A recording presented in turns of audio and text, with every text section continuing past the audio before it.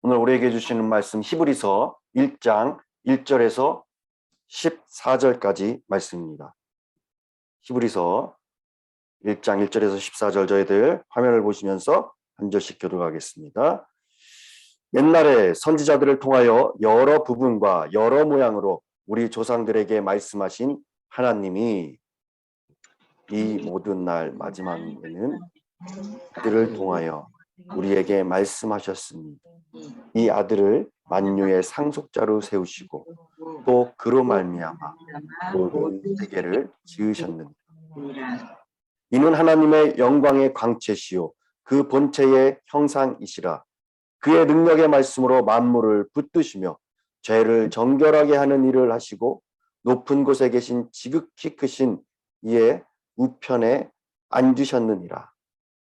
그가 천사보다 훨씬 뛰어남은 그들보다 더욱 아름다운 이름을 기업으로 얻으심이니 하나님께서 어느 때에 천사 중 누구에게 너는 내 아들이라 오늘 내가 너를 낳았다 하셨으며 또 다시 나는 그에게 아버지가 되고 그는 내게 아들이 되리라 하셨느냐.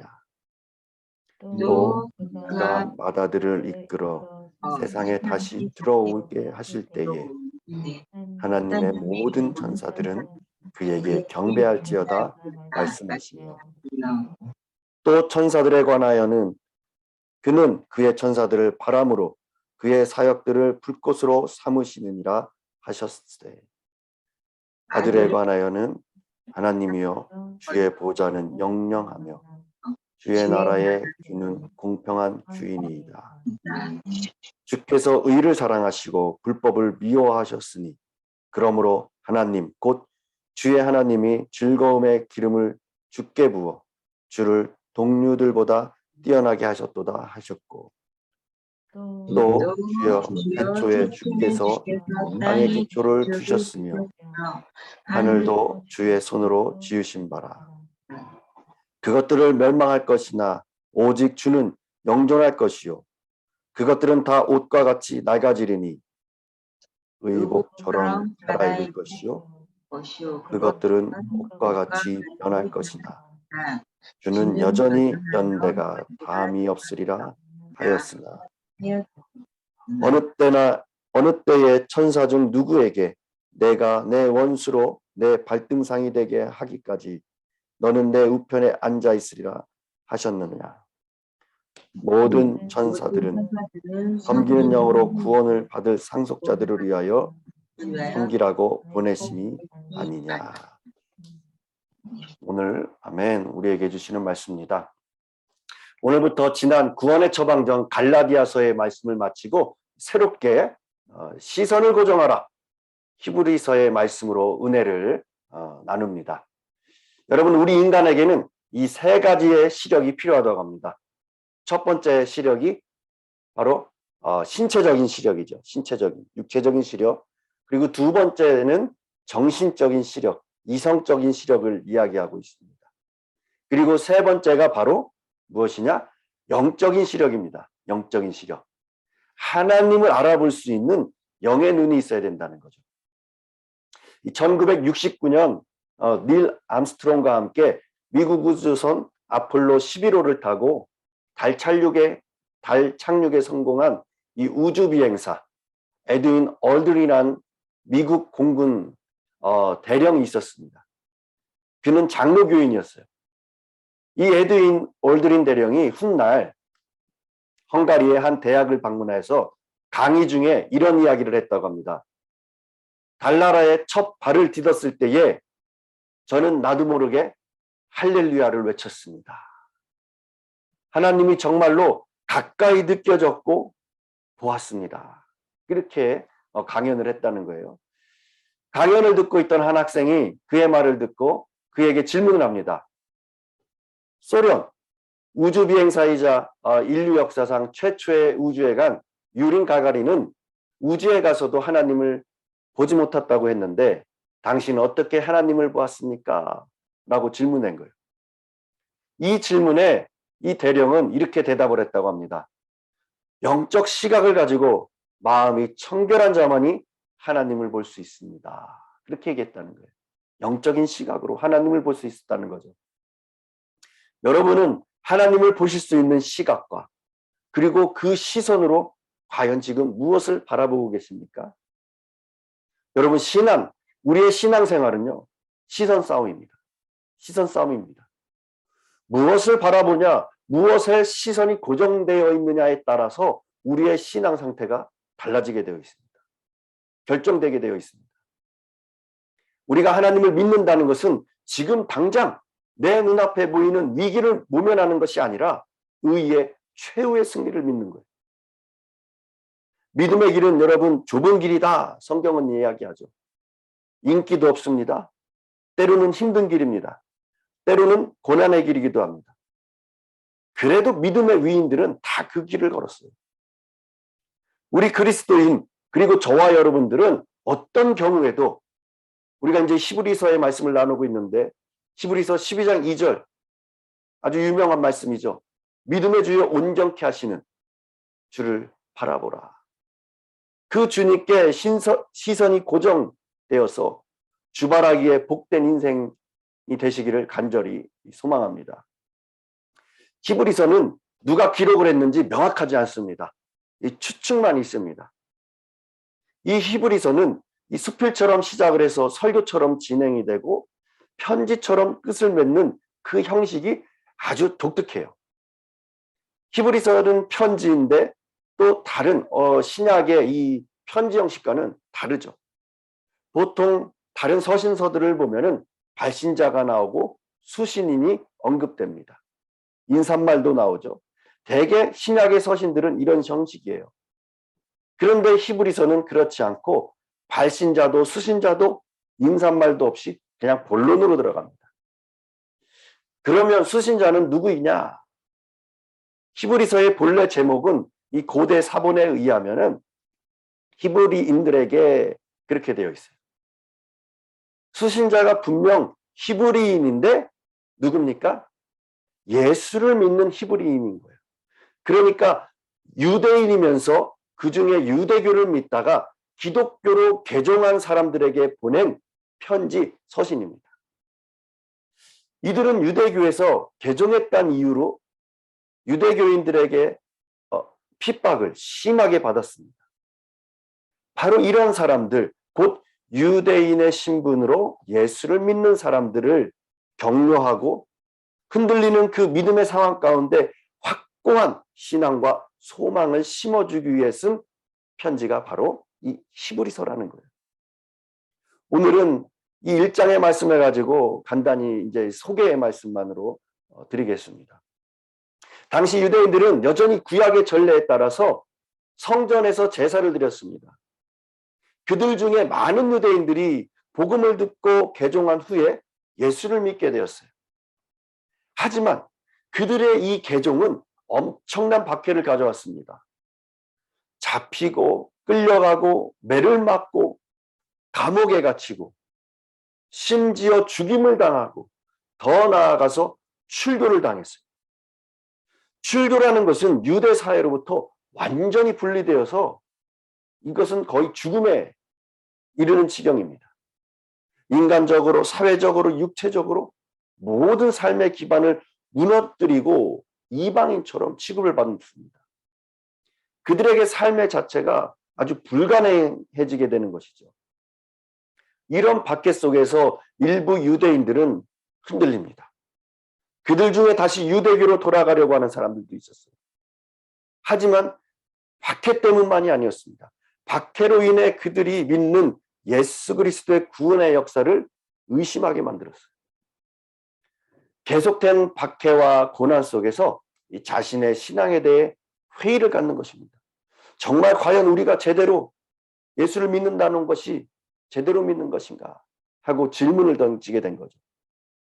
그래서 그들은 나름대로 다시 유대교로 돌아갈 이 명분을 찾는 거예요. 그렇게 천사와 율법 그리고 제사의 이 정당성을 찾으면서 꼭 그렇게 예수만 믿어야 한다 말할 필요가 있는가 하면서 그렇게 유대교로 돌아가야 할 명분을 찾는 거죠. 이런 배경에서 유대 그리스도인들은 유대 그리스도인들, 이 히브리인들에게 이렇게 히브리서가 쓰여졌습니다. 그래서 이 히브리서는 무엇을 얘기하냐? 여러분, 예수가 최고입니다. 꼭 붙들어야 됩니다. 떠나지 말아야 됩니다. 피하지도 말아야 됩니다. 절대로 그리스도를 떠나면 안 됩니다. 하고 호소하고 있는 거예요. 그렇게 믿음의 눈을 들어 구약의 제사를 완성하시고 그들을 견고한 믿음으로 부르시는 그리스도를 바라보게 함으로 시선을 주께로 고정시키고 있는 겁니다. 또한 이전에 하나님을 위해 용감하게 살았던 믿음의 선진들을 상기시키죠. 그리하여서 신앙에 대한 위협과 유혹 앞에 있는 그들로 하여금, 그리고 지금 우리로 하여금 하나님의 영원하신 아들의 탁월함과 그분이 이루신 구원에 대한 분명한 확신을 가지고 장래를 소망하고 바라보게 하는 것이 바로 오늘 이 히브리서예요. 히브리서에서 말하는 핵심은 한마디로 우리가 믿는 누구? 예수 그리스도가 최고로 크신 분이다 라는 것입니다. 유대인들이 숭배하는 구약의 선지자보다 크고 천사보다 크고 모세보다 더 큰 대제사장이 바로 예수 그리스도다라고 선언하고 선포하고 있는 거예요. 그래서 그분을 떠나지 말라 당부하고 있는 내용입니다. 이 히브리서는 신약의 레위기라고 할 만큼 제사법에 관한 언급이 많습니다. 히브리서가 구약의 제사법에 익숙한 히브리인들에게 주어진 말씀, 그 제사법을 모르는 사람들에게 언급해봤자 별 소용이 없어요.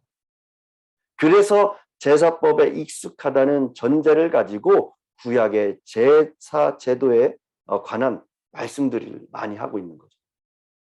그래서 주님을 영원한 대제사장이다라고 그렇게 표현하고 계속해서 부르고 있는 이유입니다. 여러분, 대제사장은 어떤 사람입니까? 백성을 대신해서 하나님을 뵙고 또 백성들의 죄를 처리하기 위해 하나님께 제사를 드리는 중보자예요. 그런데 주님이 바로 그런 대제사장이다라는 것입니다. 짐승의 피가 아니라 자신의 피를 바쳐서 백성들의 죄를 대속하시고 원수지간이었던 하나님과 사람의 관계에서 화해시킨 완전한 중보자. 그 중보자 예수 그리스도는 그렇기 때문에 따라서 천사보다 선지자보다 모세보다 더 크신 분이니 그를 굳게 붙잡고 배신하지 말아라 라는 것입니다. 그래서 이 히브리서는 고난 중에 있는 성도들을 위로하고 격려하는 말씀이기에 때로는 따뜻하고 때로는 또 힘이 있고 이렇게 배교하는 성도들을 단속하는 말씀이기에 또는 뚜렷하고 확신에 차 있죠. 예수님을 십자가에 못 박은 유대인들은 여전히 구약의 이 모세오경, 즉 율법을 지켜 구원을 얻는다고 가르치고 있었습니다. 히브리서 발신자는 율법을 지켜야 산다는 구약의 유대주의가 끝났고 이제는 그리스도 예수로부터 시작된 은혜의 복음의 시대가 열렸음을 깨우쳐주고 있어요. 오늘부터 이제 히브리서의 말씀으로 우리가 나눕니다. 왜 히브리서가 중요합니까? 당시 율법주의가 은혜의 복음을 향해 혼란과 도전을 가져왔듯이 오늘날도 여전히 율법을 성도들의 한 생활의 윤리로 지키는 것을 가르치는 말씀들. 그래서 인본주의, 기복주의, 신비주의로 우리가 신앙이 바뀔 수가 있습니다. 또한 율법뿐만이 아니라 한 개인과 조직의 이기적인 욕심으로 기독교, 그리스도의 진리가 바뀌고 도전되고 있기 때문에 그렇습니다. 히브리서는 당시의 로마 제국이라는 세상적인 위협과 유대교라는 종교적인 그 위협 속에서 어떻게 투쟁하여야 승리할 것인가 고민했습니다. 그렇기 때문에 히브리서는 오늘날 우리가 처한 세속주의, 비복음주의 속에서 어떻게 우리의 시선을 주께로 고정시킬 수 있을까에 대한 바른 복음을 제시해주고 있습니다. 구약의 성경들, 구약 전체는 하나의 완성된 이 퍼즐과 같습니다. 퍼즐이 각각 있을 때는 도대체 무슨 그림인지 알 수 없죠. 하지만은 퍼즐이 다 맞춰졌을 때 하나의 완성된 그림이 나타나듯이 구약 성경의 전체의 퍼즐이 맞춰지면 한 그림이 나옵니다. 무엇이냐? 택한 백성을 구하기 위해 메시아, 즉 그리스도를 보내겠다라는 거예요. 신약 성경도 마찬가지예요. 신약 성경의 퍼즐을 다 맞추면 한 그림이 나옵니다. 무엇이냐? 예수는 그리스도다라는 겁니다. 그리고 구약과 신약 성경 전체의 퍼즐을 다 맞추면은 또 한 그림이 나옵니다. 그리스도를 보내시기로 언약하시고 마침내 그리스도 예수를 보내신 하나님은 살아계시다 라는 거예요. 이렇게 성경은 하나님의 존재, 예수 그리스도의 존재를 한 점의 의혹도 없이 밝혀주고 있습니다. 말씀을 마무리합니다. 여러분, 개인적으로 저에 대해서 잘 알아야, 그리고 제가 여러분을 잘 알아야 바른 신뢰를 통해서 믿음이 형성이 됩니다. 이렇듯 예수님이 누구신가를 분명하게 아는 것이 바로 믿음이라는 거예요. 그리고 이 예수님을 아는 것이 바로 무엇과 연결됩니까? 영생과 연결이 됩니다. 반대로 말씀을 드리면 믿음은 바로 예수님과 직결이 된다는 거예요.